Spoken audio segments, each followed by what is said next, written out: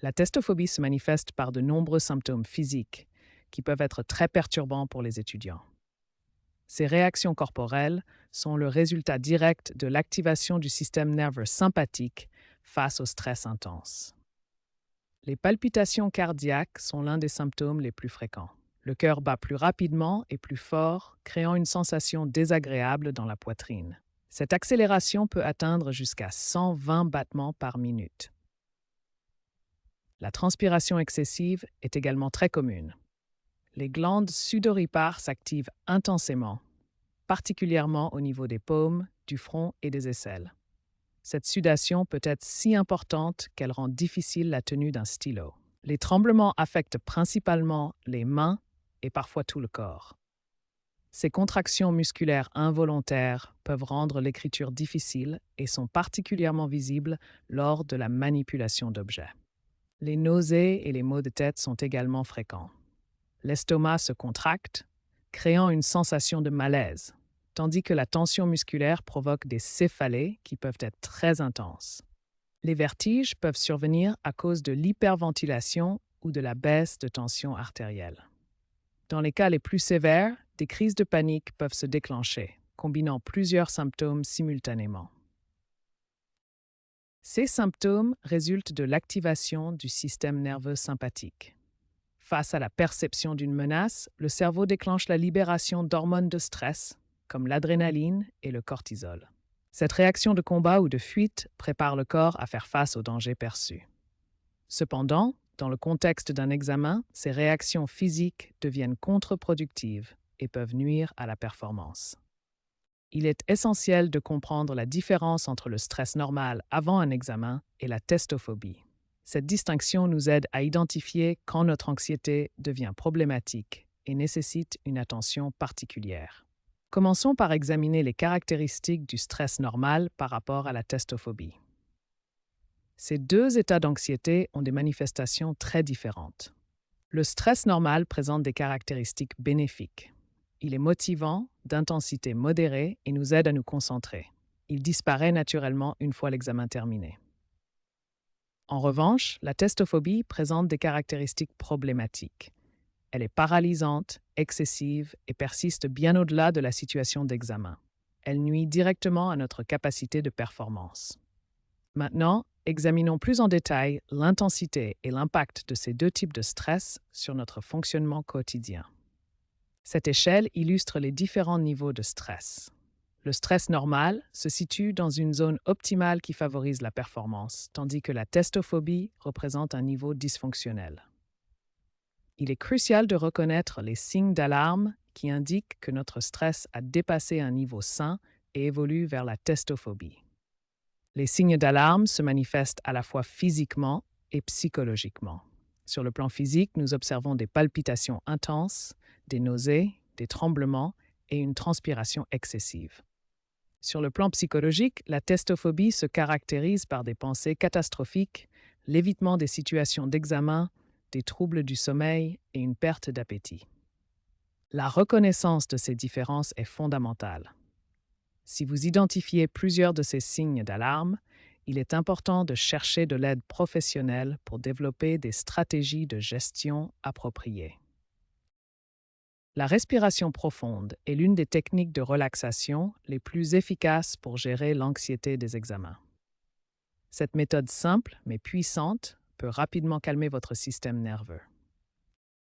La respiration profonde, aussi appelée respiration abdominale, utilise le diaphragme pour créer une respiration lente et contrôlée. Cette technique active directement votre système nerveux parasympathique, responsable de la relaxation. Voici comment pratiquer la respiration profonde correctement. Suivez ces étapes dans l'ordre pour obtenir les meilleurs résultats. Observez ce rythme de respiration. Le cercle se dilate pendant l'inspiration, reste stable pendant la rétention, puis se contracte pendant l'expiration. Répétez ce cycle plusieurs fois. La respiration profonde produit des effets physiologiques mesurables qui contribuent directement à réduire l'anxiété et améliorer vos performances lors des examens. Pour maximiser les bénéfices de la respiration profonde, il est essentiel de pratiquer régulièrement. Comme toute compétence, plus vous pratiquez, plus cette technique devient naturelle et efficace. La respiration profonde est un outil puissant et accessible que vous pouvez utiliser n'importe où, n'importe quand. Maîtriser cette technique vous donnera un avantage considérable pour gérer l'anxiété des examens. La restructuration cognitive est une technique fondamentale pour gérer l'anxiété d'examen. Elle consiste à identifier et modifier les pensées négatives qui alimentent notre stress. La restructuration cognitive est un processus qui nous permet d'identifier nos pensées automatiques négatives et de les remplacer par des pensées plus réalistes et constructives. La première étape consiste à prendre conscience de nos pensées automatiques négatives. Ces pensées surgissent spontanément et sont souvent irrationnelles. Il existe plusieurs types de pensées négatives courantes. La catastrophisation consiste à imaginer le pire scénario possible. La pensée dichotomique voit tout en noir ou blanc, sans nuance. La généralisation tire des conclusions globales à partir d'un seul événement. Les pensées négatives ont un impact direct sur notre niveau d'anxiété. Plus nous entretenons des pensées catastrophiques et irrationnelles, plus notre anxiété augmente, créant un cercle vicieux qui nuit à nos performances. Pour mettre en pratique cette technique, commencez par noter vos pensées avant un examen. Identifiez celles qui sont négatives, classez-les selon leur type et observez comment elles influencent votre niveau de stress. Cette prise de conscience est la première étape vers un changement positif. L'identification des pensées négatives est la fondation de la restructuration cognitive. Une fois que vous reconnaissez ces schémas de pensée, vous pouvez commencer à les transformer en pensées plus réalistes et constructives. Maintenant que nous avons identifié les pensées négatives, nous devons apprendre à les remettre en question de manière systématique. Cette étape cruciale de la restructuration cognitive nous permet de briser le cycle des pensées automatiques destructrices. Le processus de questionnement consiste à examiner objectivement nos pensées automatiques.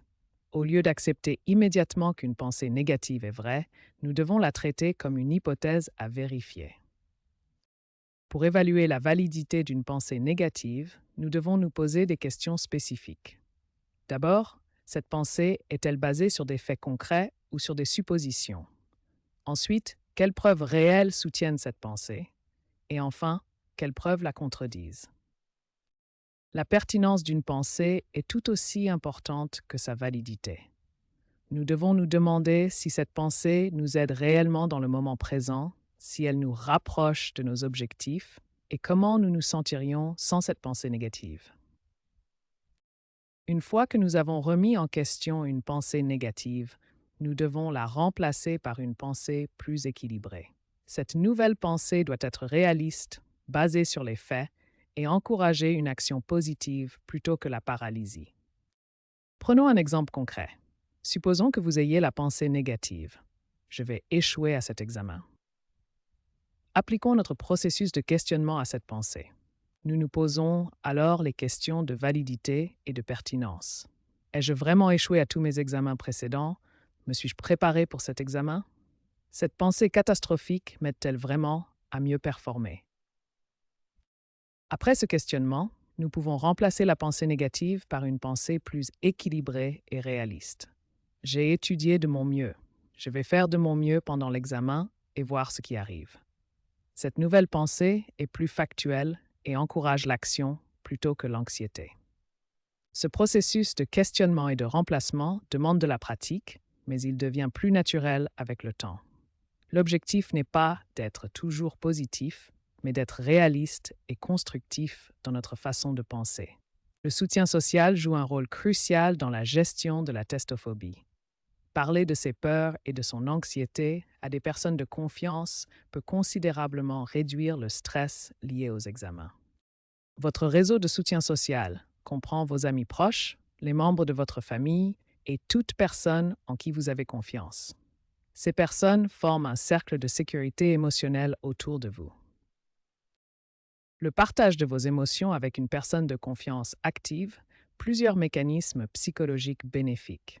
Premièrement, il permet une réduction significative du niveau de stress ressenti.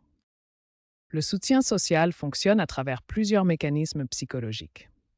La validation émotionnelle confirme que vos sentiments sont normaux. Une perspective externe vous aide à voir votre situation plus objectivement. Le partage réduit l'isolement et vous permet de bénéficier de stratégies éprouvées par d'autres. Pour aborder efficacement le sujet avec vos proches, suivez ces étapes pratiques. Choisissez un moment approprié, soyez honnête sur vos sentiments, demandez une écoute active et restez ouvert au soutien qui vous est offert. Cette approche structurée maximise les bénéfices de la communication. En conclusion, le soutien social transforme votre anxiété individuelle en une force collective de résilience. Parler à un ami ou à un membre de la famille n'est pas un signe de faiblesse, mais une stratégie intelligente pour gérer efficacement la testophobie et améliorer vos performances académiques. Les médicaments peuvent être une option thérapeutique pour traiter l'anxiété sévère liée aux examens. Cependant, leur utilisation nécessite une évaluation médicale approfondie et un suivi professionnel. Il existe deux principales catégories de médicaments utilisés pour traiter l'anxiété liée aux examens. Les anxiolytiques, principalement les benzodiazépines, offrent un soulagement rapide mais temporaire. Les antidépresseurs, notamment les inhibiteurs sélectifs de la recapture de la sérotonine, agissent plus lentement mais offrent des bénéfices à long terme. La consultation médicale est absolument essentielle avant tout traitement médicamenteux. Le médecin effectue une évaluation complète, analyse les antécédents, vérifie les interactions possibles et établit un suivi personnalisé. L'automédication est dangereuse et fortement déconseillée. L'évaluation des risques et bénéfices est cruciale dans la décision thérapeutique. Les bénéfices incluent une réduction significative de l'anxiété et une amélioration des performances. Cependant, les risques comprennent la somnolence, la dépendance potentielle et divers effets secondaires. Cette balance doit être soigneusement évaluée par le médecin. En conclusion, les médicaments peuvent être efficaces pour traiter l'anxiété sévère liée aux examens, mais ils doivent être utilisés dans le cadre d'une approche thérapeutique globale. La supervision médicale est indispensable pour garantir une utilisation sûre et efficace. N'hésitez jamais à consulter un professionnel de santé pour discuter de ces options. Créer un environnement d'examen positif est essentiel pour optimiser vos performances et réduire votre stress. Un environnement bien préparé influence directement votre état d'esprit et votre capacité à donner le meilleur de vous-même. La préparation à l'avance est la première étape cruciale. Organisez votre matériel la veille pour éviter le stress de dernière minute. Vérifiez que vous avez tous les documents requis, comme votre carte d'identité et votre convocation. Préparez des vêtements confortables et planifiez votre trajet en prévoyant du temps supplémentaire. Se familiariser avec le lieu d'examen réduit considérablement l'anxiété. Visitez le lieu quelques jours avant pour vous orienter. Repérez les toilettes, les sorties et les différentes salles. Testez votre trajet aux mêmes heures que le jour de l'examen pour anticiper les embouteillages. Identifiez les zones de stationnement disponibles.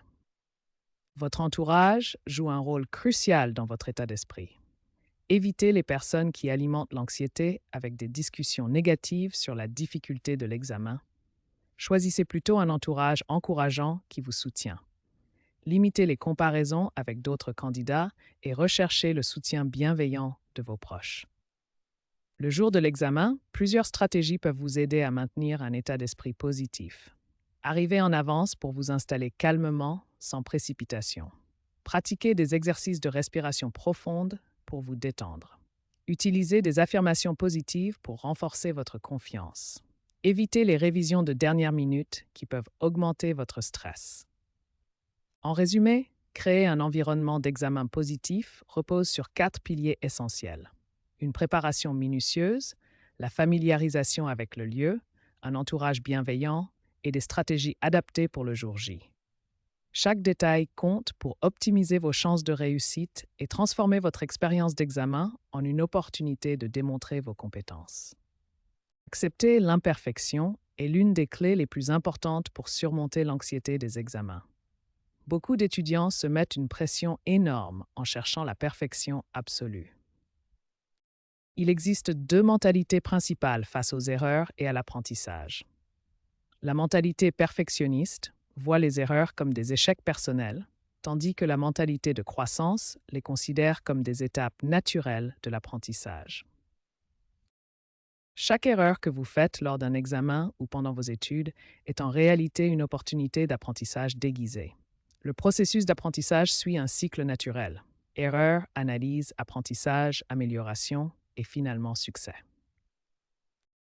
L'autocompassion est essentielle pour surmonter l'anxiété des examens. Au lieu de vous critiquer sévèrement après une erreur, adoptez ces stratégies bienveillantes envers vous-même.